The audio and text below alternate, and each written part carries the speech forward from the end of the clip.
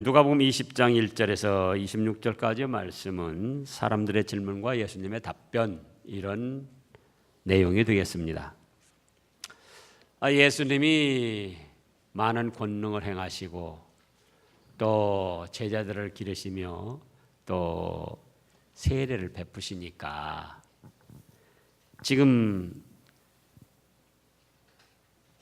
대제사장들, 서기관, 장로들이 함께 가까이 와서 예수님께 물어봅니다. 질문하는 거예요. 또 성전에서도 말씀을 가르치는데 보통 사람은 말들과 같지 아니하고 능력 있고 권세가 있는 말씀이라 그거예요.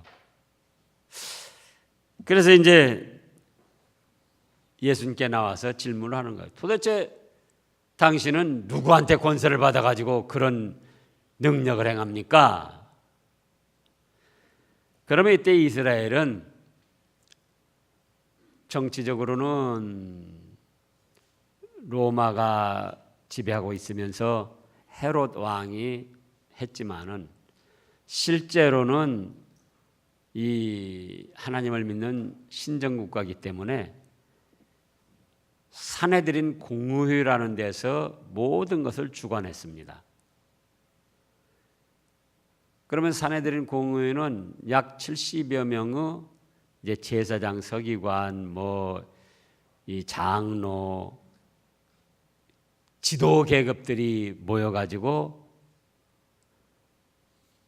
그 권위가 오늘날 그 정치적으로만 조금 행사를 못할 뿐이지 사법, 입법, 그 일반 백성들의 어떤 이 행하는 면까지도 다 주관하고 다스리는 그런 최고의 권세의 기관이었어요.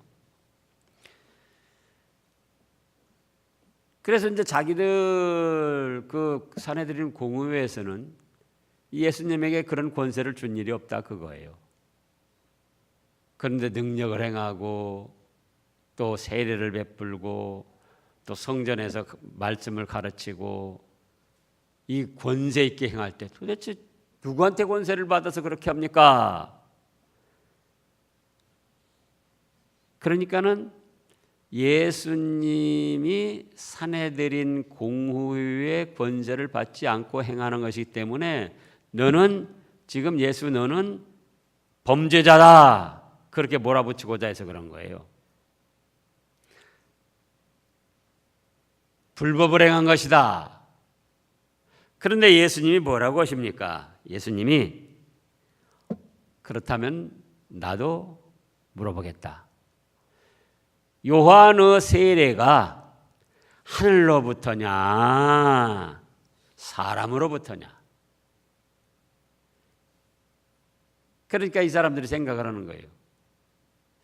요한이 세례 베푸는 그걸 볼 때는 성령의 은혜가 있고 감동이 있고 아주 신령하게 베풀어지는데 그거를 하늘에서 내려준 것이라고 할 때는 그 세례 요한이가 누구를 증거했습니까? 나는 그의 신들매 신말끈도 풀기에 적합하지 못한 자고 나는 물로 세례를 주지만 내 뒤에 오는 그이는 성령으로 불로 세례를 주는데 손에 타작마당의 키를 가지고 알곡은 모아 곳간에 쭉정이는 꺼지지 않는 불에 태우시는 분이다. 곧 예수님을 증거했단 말이에요. 그러니까 세례 요한의 세례 베푸는 걸 보면은 은혜가 있고 감동이 있고 권세가 있어서 하늘에서 내려온 것이 분명한데 그 세례 요한이 누구를 증거했다고요? 예수님을 증거했으니까 세례 요한을 하늘로부터 내려온 세례요 권세라고 할 때는 예수님을 하늘로부터 내려오신 분으로 인정을 해야 된다 그거예요. 그러니까 그게 싫은 거예요. 그래서 사람에게서 났다 하려고 보니까 이미 많은 사람들이 세례 요한의 세례를 통해서 말씀을 통해서 감동을 받고 은혜를 받고 하늘에서 내려온 거를 하나님이 내려준 거를 인정을 하고 있다 그거예요.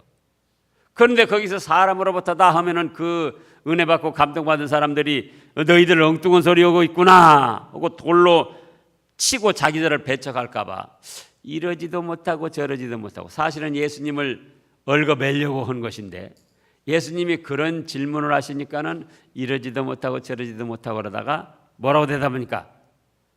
모른다, 알지 못합니다. 그런 거예요.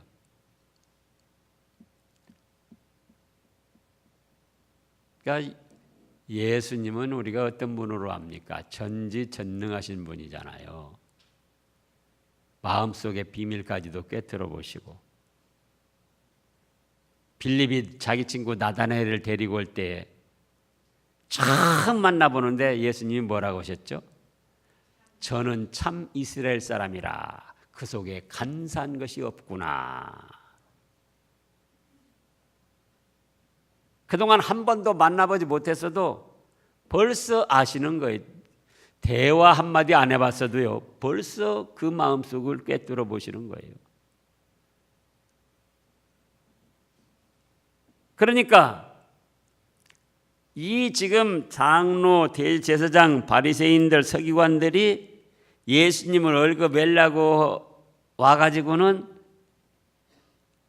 요한의 세례가 하늘로부터라면은 예수님을 인정해야 되겠는데 그건 싫고 사람이라고 할 때는 이미 요한의 세례가 하나님으로부터 내려온 권세 있고 능력 있고 은혜가 있는 세례인 줄 많은 사람들이 알고 있기 때문에 사람들에게 배척당할까 봐 또 그렇게 말하기도 싫고 그래가지고는 모른다고 하니까 예수님이 그들의 마음을 아십니까? 모르십니까? 이미 아시는 거예요. 그래서 그 예수님, 전지전능하신 예수님 앞에서까지도 어리석은 사람들은 속이려고 한다.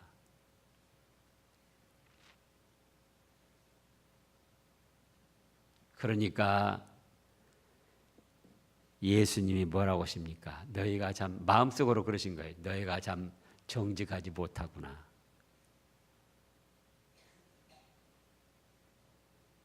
복받을 사람이 못 되는구나. 그래, 나도 내가 무슨 권세로 이 일을 행하는지 말하지 않겠다. 이렇게 말씀을 하셨어요. 예수님은 모른다고 하신 것이 아니고 말하지 않겠다, 이르지 않겠다 이렇게 말씀하신 거예요. 난 알고 있다. 요한의 세례가 어디로부터 왔는지도 알고 있고 또 내가 누구로부터 권세를 받아서 지금 이 일을 행하는가 알고 있다. 누구로부터 받았죠? 하나님께로부터 받았고 세례 요한도 하나님께로부터 받았고 그러면 예수님은 알고 있으니까 알고 있는 대로 답변을 해 주셨어야 되지 않겠는가? 그런데 이르지 아니하겠다 하고 답변을 안 해 주셨어요. 제가 오래전에 벌써 그 정약용 선생이 쓴 목민심서를 봤는데 목민심서에 무슨 말이 나오는 거니? 말을 안 해줘야 할 사람에게 말을 해주면은 말을 잃어버린다 그랬어요. 그리고 말을 해줘야 할 사람에게 말을 안 해주면은 그 사람을 잃어버린다. 근데 바로 깨달은 거예요. 말을 안 해줄 사람에게 말을 해주면은 내가 말한 것이 헛것이 돼버리. 또 말을 해줘야 할 사람에게 말을 해주면은 말을 안 해주면은 나를 못 믿는구나. 그러니까 저 사람하고는 내가 상대를 하면 안 되겠다. 그리고는 그 사람을 잃어버리게 된다. 그거예요. 사람으로 깨달음 있는 정약용도 그런 말을 했는데 예수님이 그 서기관들, 제사장들, 또 1절에 나오는 그 사내들인 공유의 사람들의 그 속셈을 모르겠느냐 그거예요. 예수님이 진실되게 바로 가르쳐줘도 믿지 않고 여전히 트집만 잡을 사람들이고, 그러니까 그럴 바에야 예수님이 어떤 말씀을 진실되게 하늘로부터 내려왔다고 해도 오히려 그거 가지고 책 잡아서 배척을 할 것이고, 예수님의 말씀한 것이 헛군대로 돌아가기 때문에 나도 이르지 아니하겠다. 난 모르는 게 아니다. 알고 있는데 너희들에게 가르쳐주지 않겠다. 이렇게 말씀을 하신 거예요. 그래서 우리도 그 삶의 지혜에서 이런 부분을 배워야지 돼요. 말을 다 속 시원하게 하고 다 털어내놓고 그래야만 되는 게 아니에요. 저도 지금까지 목회하면서 여러 번 체험을 했는데 때로는 하고 싶은 말도 참아야 되고, 또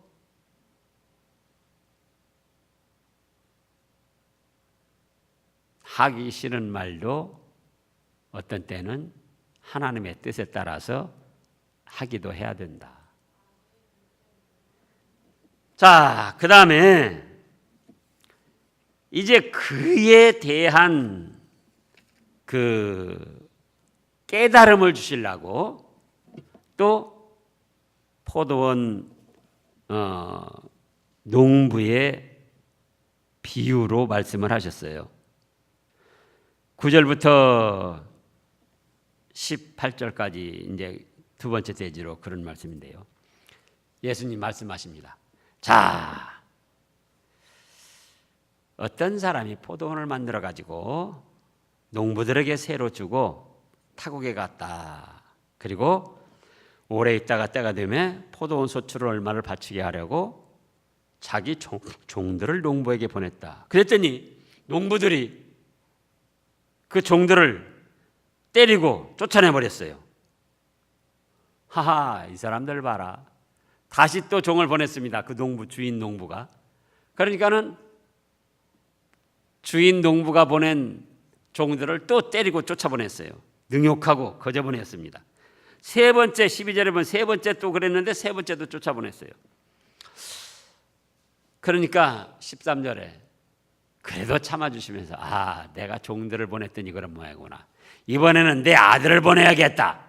그러면 저희가 설마 그렇게 쫓아내거나 박대하지는 않고 존대하겠지. 그리고 자기 아들을 보냈는데 오히려 그 포도원을 주인으로부터 받아서 경작하는 사람들이 이건 상속자니까 아예 때려 죽여버리자. 그리고는 그 받을 유산을 우리 것으로 만들자. 그래서 포도원 밖으로 내쫓고 죽여버렸다는 겁니다. 그렇다면 이런 일이 일어났을 때 포도원 주인, 원래 농부 주인, 포도원 주인이 어떻게 하겠느냐? 와서 그 농부들을 진멸하고 포도원을 다른 사람들에게 주지 않겠느냐? 그랬더니 사람들이 듣고는 16절 끝에 보면 뭐라고 합니까? 아이고, 그런 일이 일어나서는 안 됩니다. 그들을 보시며 이르시되 그러면 기록된 바 건축자들을 버린 돌이 모퉁이요 머릿돌이 되었느니라 하면 어쩌미냐? 건축자들을 버린 돌, 바로 그거는 예수님을 말하죠. 이스라엘은 집을 질 때에 그때 당시는 머릿돌이라는 큰 기초돌을 하나 딱 놓고 거기로부터 흙담이나 돌담을 쌓아서 집을 지었어요. 그래서 예수님은 우리의 영적 성전을 건축하는 데 바로 그 기초 머릿돌이라 그 말이에요. 근데 건축자들은 누군가? 이때 종교 지도자들, 바리새인, 서기관, 장로들, 또 제사장, 종교 지도자들이 그 머릿돌, 기초 머릿돌은 예수님을 버리고 자기들의 것으로 집을 지어간 거예요. 그럼 건축자들이 그렇게 기초 머릿돌을 버렸을 때 어떻게 되겠느냐?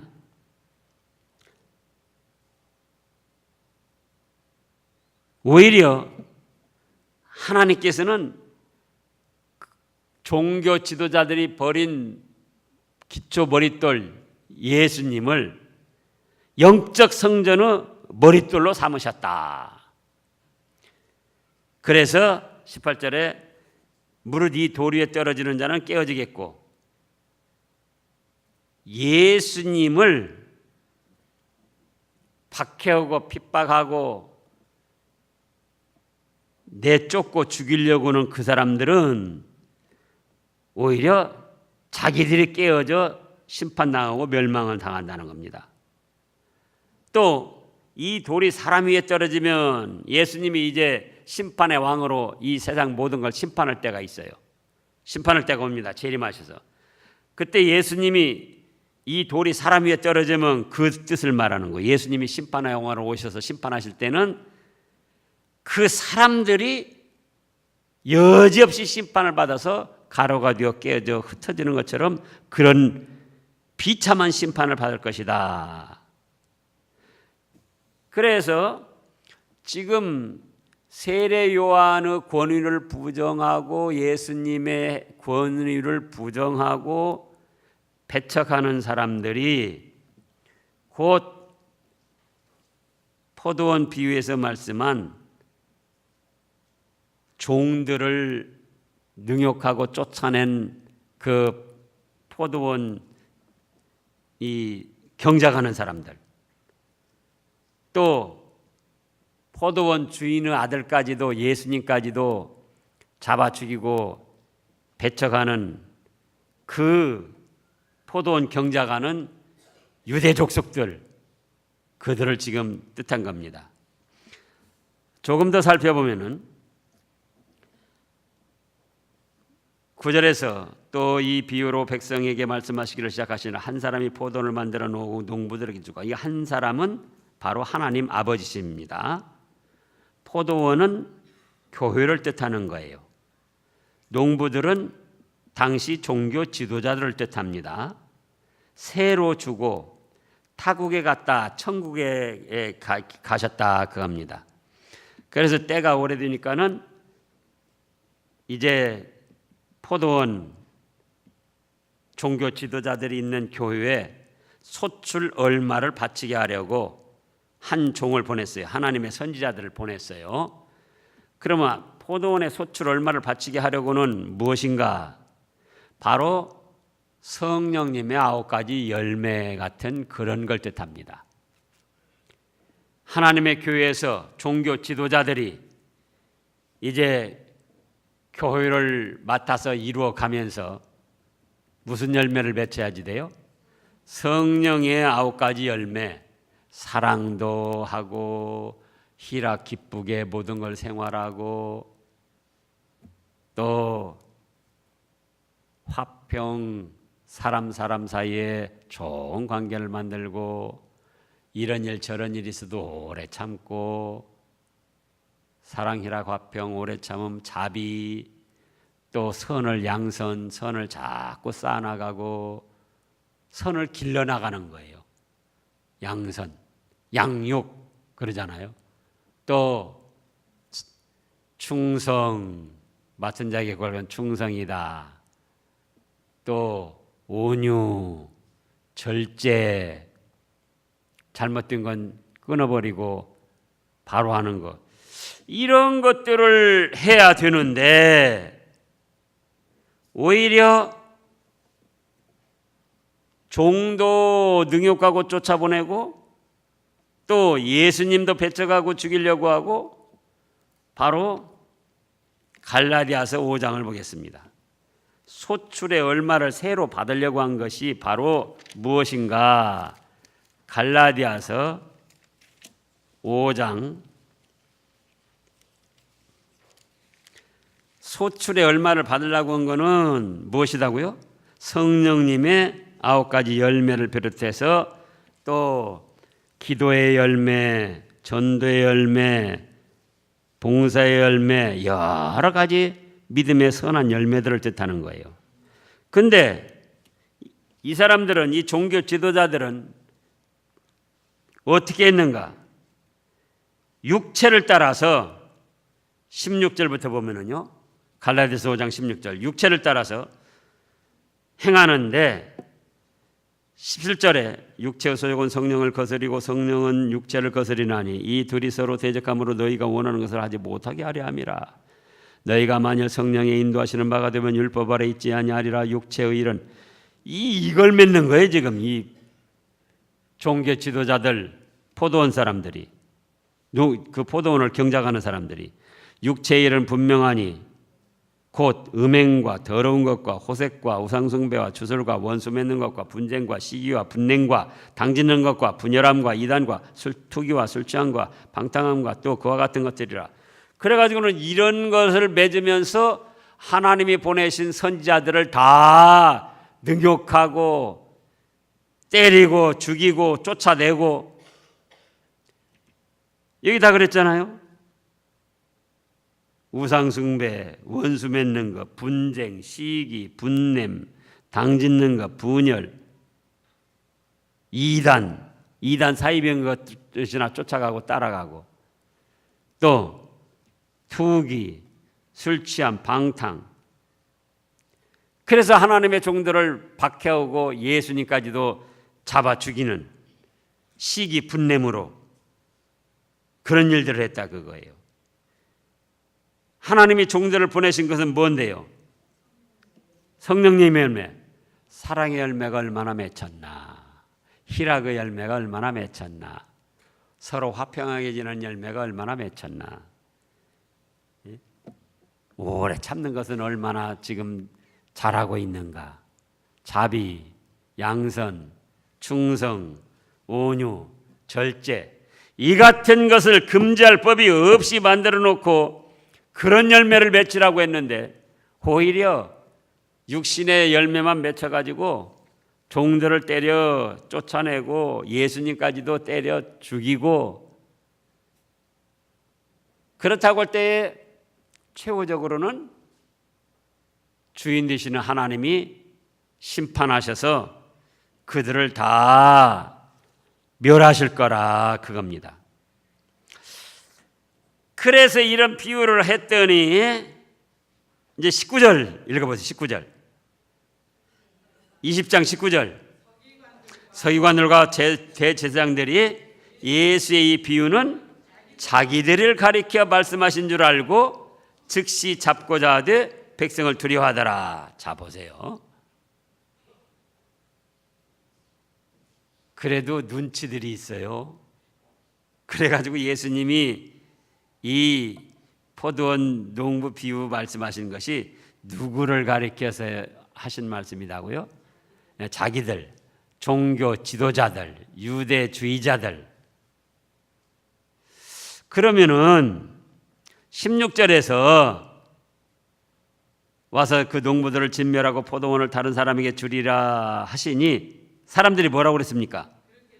아이고, 그렇게 되지 말아야 됩니다.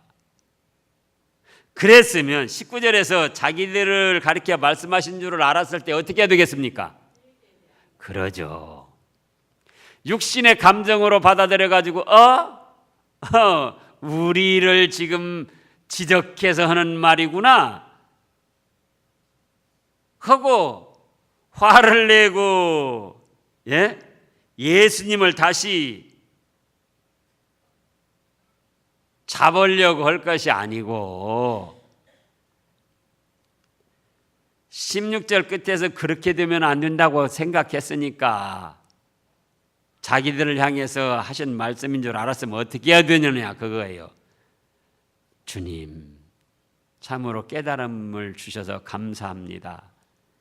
이제는 저희가 과거에 잘못했던 거 다 회개하고 주인 되시는 하나님을 잘 섬기면서 하나님이 보내신 종이나 하나님의 아들님을 잘 믿고 인도를 받겠습니다. 이렇게 했어야죠. 자기들을 가리켜 말씀하신 것인 줄 알고 또 그 주인 농부가 와서 멸망시킬 때 그런 일이 일어나서는 안 된다고까지 알고 그러면서 왜 다시 예수님을 잡고자 하느냐 그거예요. 오늘날 우리 중에도 이런 복 없는 사람들이 있으면 안 됩니다. 그것이 혹시 나를 가리켜서 한 말이구나 그러면 어떻게 해야 된다고요? 그러죠. 그것이 복 있는 성도예요. 그런데 오히려 감정적으로 악감을 가지고 예수님을 잡아서 죽이려고 했다 그 말이에요. 그 결과가 얼마나 비참하고 처참한 멸망인가. 그렇게 돼서는 안 됩니다 생각했으면서도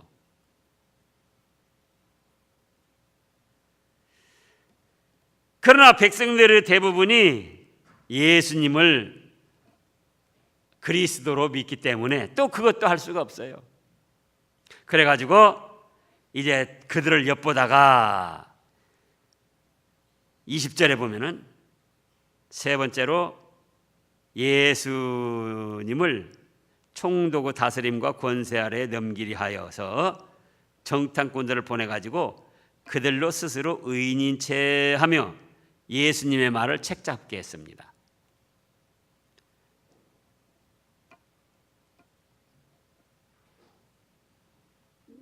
그래서 물어보는 거예요. 의인인 채 하며 예수님 앞에 의인인 채 하면서 잘 배우고 올바르게 사는 사람인 척 하면서 선생님 당신은 바로 말씀하시고 가르치시며 사람을 외모로 취하지 아니하시고 진리로서 하나님의 도를 가르치십니다.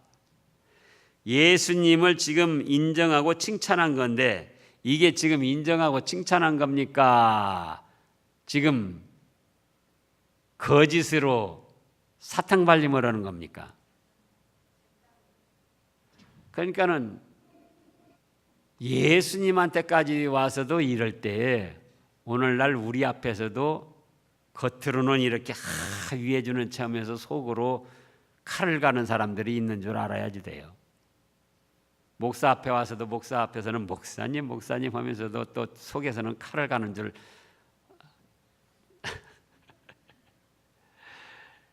근데 그것이 인간의 그 심리 상태예요. 그래서 그렇다고 해서 그럴 수가 있냐 그래가지고 또 화내고 그럴 것도 아니에요. 연약한 인간들 그렇구나. 예수님 앞에서도 그랬는데 목사 앞에서는 얼마든지 그럴 수 있는 거죠. 그러잖아요. 이렇게 마음을 가지면 속이 편해버려 아주.